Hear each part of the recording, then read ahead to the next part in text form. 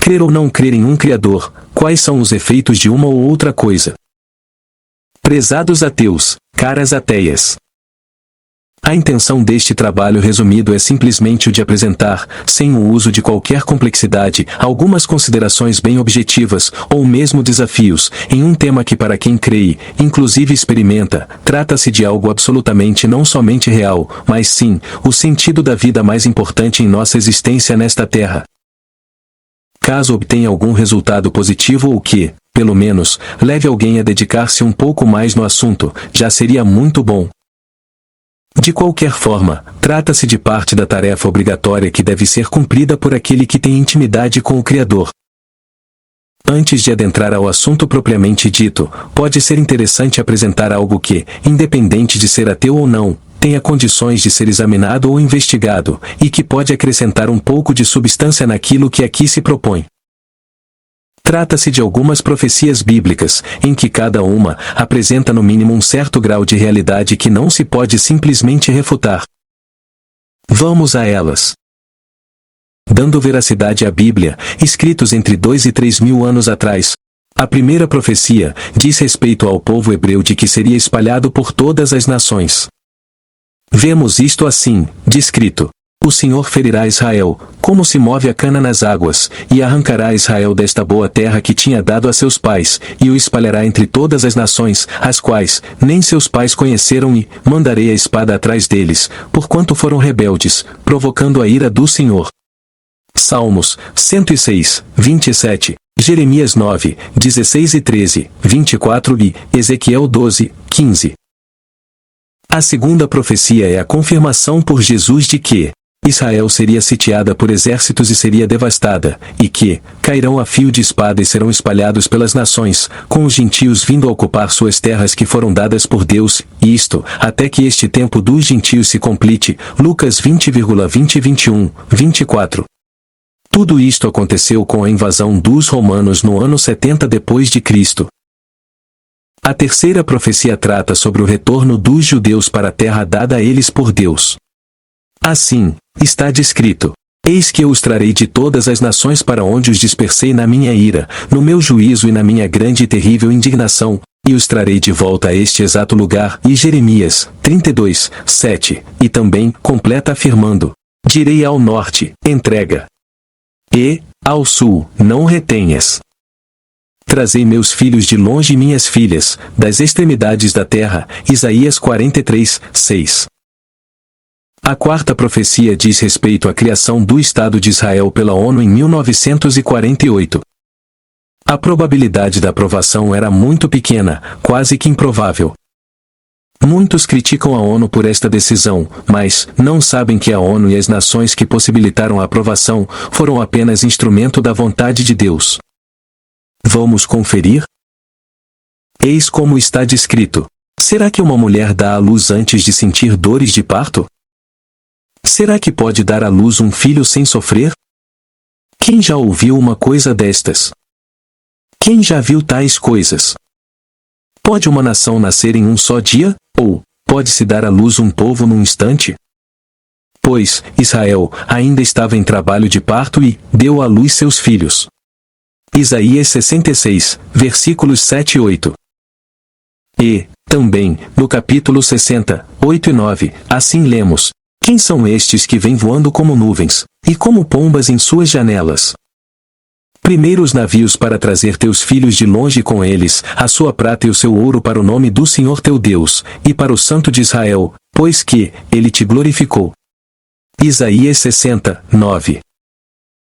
Quinta profecia ainda se realizar, descrita no livro do Apocalipse capítulo 13, versículos 16 e 17, referindo-se ao Anticristo, assim profetiza: E faz que a todos, pequenos e grandes, ricos e pobres, livres e servos, lhes seja posto um sinal na sua mão direita, ou nas suas testas, para que ninguém possa comprar ou vender, senão aquele que tiver o sinal, ou o nome da besta, ou o número do seu nome.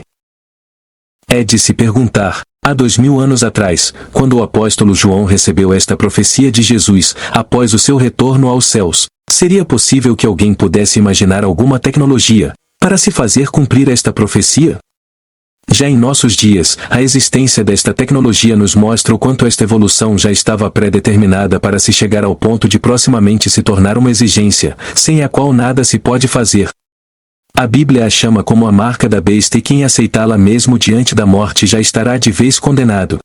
E, nesta condenação, algo importante para se entender.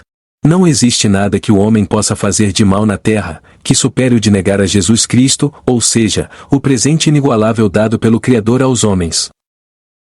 Quando existe a aceitação e entrega real, o homem torna-se nova criatura espiritualmente e é quando Deus o vê através de Jesus, quando o homem, e o reconhece como filho, parte da sua família por ele desejada. Sexta profecia, Jesus falando das coisas que aconteceriam durante a grande tribulação, ou seja, a ira de Deus contra a humanidade, entre tantas, tem uma que, quando foi dita, nem se poderia imaginar, mas que atualmente, nem é preciso ser um cristão verdadeiro para acreditar, diante do que em nossos dias já está acontecendo. Ele assim avisava que haverá angústia das nações, em perplexidade pelo bramido do mar e das ondas, homens desmaiando de terror, na expectação das coisas que sobrevirão ao mundo. E para terminar, uma profecia feita há 2500 anos, cuja realidade é incontestável e experimentada pelas nações há muitas décadas. Ela está descrita em Zacarias, capítulo 12 e revela que Jerusalém será uma pedra pesada para todas as nações, e todas que a enfrentarem, serão estraçalhadas. Com todas estas profecias e seu histórico cristalino na realidade mundial, pergunta-se, se não forem do Criador e de seus propósitos, de quem mais seriam? Quem sabe, de Nostradamus ou ainda, das partículas quânticas? Prezado ateu, minha cara ateia, permita-me. Não é necessário muito esforço por parte dos ateus para, pelo menos, reconhecer a existência de um reino espiritual do mal. Negar isto seria adotar uma cegueira não coerente com o nível de conhecimento e percepção dos próprios ateus. Este reino da maldade é comandado por Lúcifer, um poderoso anjo caído que foi da mais alta hierarquia entre todos os demais. Para conquistar o ser humano e depois reclamar sua alma, ele usa de poderosas estratégias, muitas vezes imperceptíveis para a maioria. Seu grande intento é, como que, vingar-se do Criador e, para isto, nutre desmedido ódio pela humanidade. Ele trabalha incansavelmente para roubar, matar e destruir, objetivando desviar o homem do caminho que o leva de volta a Deus e a família por ele sonhada e determinada. Esta família do próprio Criador, a ser constituída pelo Eterno Pai, e por aqueles que se tornaram filhos, ao renunciar ao seu grande inimigo e seguir pelo único caminho a eles proposto. Todos a quem ele consegue desviar, arrebata para si mesmo. Por outro lado, muito grande o número daqueles que acreditam em um Criador, mas seguem por apenas parte do caminho que os levariam de volta ao Pai, muitas vezes acreditando e obedecendo, sem os devidos cuidados, em instituições, as quais, por algumas orientações não obedecendo ao manual bíblico, muito colaboram para o chamado largo caminho que leva à perdição. Todavia, ao menos, não entregam de graça sua alma a este artífice de toda maldade, dando a ele bem mais trabalho. Nesta condição, talvez se apresentem com uma bagagem bem menor, quando estiverem diante do juízo final. Eis que, então, vem a necessária pergunta que é muito simples e objetiva. Você vai entregar de graça o que de mais precioso você tem? E tudo, sem oferecer nenhum trabalho para este artífice de todo o mal? Este artífice das trevas é tenebroso e esfomeado. Primeiro se alimenta da desgraça humana e, depois, na forma de um alimento principal e duradouro, da alma do homem. Com todo o seu poder e apoio de um numeroso exército, ele recebeu licença e autoridade do próprio homem, para exercer influência e até mesmo domínio em nosso reino terrestre. Sua atuação é limitada, enquanto os salvos da Igreja de Jesus Cristo ainda estiverem na terra, também estará com eles o Espírito Santo, impedindo por enquanto, que este exército das trevas tome posse e controle total. Seu crescente sucesso, nos deixam mais e mais insensíveis, diante de tanta desgraça e terror, os quais, somados aos sinais bíblicos no céu, na terra, na luz e no sol, apontam para a reunião dos salvos da Igreja como seu Criador e, em seguida, para o início da ira de Deus sobre os homens, a assim chamada Grande Tribulação. observando o mundo à sua volta, para o micro e para o macrocosmo, vida, sistemas, formas, harmonia, beleza, e muito mais. Para a maioria das pessoas não é possível entender o universo como sendo a sequência de um início sem ação inteligente. Seja Big Bang ou não, esta forma de pensar atende ao que o Salmo, de forma imperativa, declara: os céus proclamam a glória de Deus e o firmamento a obra de suas mãos. Claro que naturalmente existem indagações, mistérios e tantas coisas dignas de pesquisas e estudos apaixonados. Antes, por favor, peço seu like e sua subscrição, logo abaixo, fico agradecido. Quem é que se caracteriza como sendo ateu? O ateu legítimo é aquele que fala com grande convicção sobre a não existência de um Criador e, algumas vezes, expressando arrogância. Geralmente, eles estão entre os cientistas, filósofos, professores, pensadores ou quem assim pensa da mesma maneira. Suas convicções a respeito parecem conceder a eles uma certa autoridade e, também, uma espécie de licença para matar tudo aquilo que possa ser colocado acima da ciência. Importante berço do ateísmo, a Revolução Francesa merece que sejam apontados alguns tópicos de sua influência. É claro que esta Revolução Francesa é responsável por importantes mudanças na sociedade humana em muitas áreas. Entre outras coisas, ela foi a causa da queda do extremado poder político de uma igreja corrompida. Todavia, para esta revolução, não se achou suficiente apenas a derrubada deste poder religioso político, senão, também, intensamente combater a fé e a existência de um soberano Criador. Já naquela época, propagou-se que a religião nada mais era do que uma superstição nociva a ser abandonada. Propagou-se o culto à razão, que apesar de não perdurar como norma da revolução, era amplamente aceita pela maioria da população. Todavia, existe algo mais categórico a este respeito e que será tratado na parte final desta exposição. Assim, esta é a realidade que perdura até os dias de hoje. O racional como única força motora é o pano de fundo para a ação de muitos ateus na propagação destas suas convicções. Como sendo soberano para este grande grupo de pessoas, o conhecimento humano é tido como o único alimentador para o destino e o crescimento da humanidade, em seus diversos estágios. E disto surge uma subentendida pirâmide de semideuses, em cujos lugares mais altos estão os de elevado papel na aplicação e no desenvolvimento do conhecimento. É como se, em sua natureza de homem, tivesse sido implantado um gene, trazendo ao coração uma ardente ambição, o homem galgando aquela pirâmide do conhecimento, na qual não existe lugar para um Deus Criador. Muitas vezes a admiração por este conjunto de conceitos é substituída até mesmo por uma certa adoração a esta pirâmide de poder. Vamos agora destacar apenas algumas contradições, mesmo que simples. Uma delas são os relatos de inúmeros gênios declarando terem recebido, de maneira sobrenatural, não sabemos se do bem ou do mal, preceitos que fundamentaram alguns de seus estudos e teorias, e neste caso, se perguntados, os ateus justificam sempre com conotações científicas ou, quem sabe, de extraterrestres de civilizações mais avançadas. Uma outra coisa é que, a equação dos ateus para o universo, simplesmente não fecha. Trata-se da adoção da teoria do Big Bang, ou outro ato inicial, que revela um desenlace sequencial de perfeição criadora, como sendo de origem aleatória. Ora, isto torna as explicações em frases vazias. Como sendo de sua própria iniciativa, é de se perguntar, seria a física quântica tão poderosa assim e com tanta inteligência e teria ela surgido também sem nenhum comando inteligente e pessoal? Parece um exagero insustentável. Aliás, falando em ciência, a própria segunda lei da termodinâmica, que lida com a entropia, ou seja com a desordem de sistemas isolados, indica que sistemas tendem a evoluir da ordem à desordem, revelando ser impossível evoluir da desordem para a ordem ou perfeição. Já foi dito, seria como acreditar que um forte tornado, passando por um diversificado depósito de materiais de construção, pudesse transformá-lo em um palácio.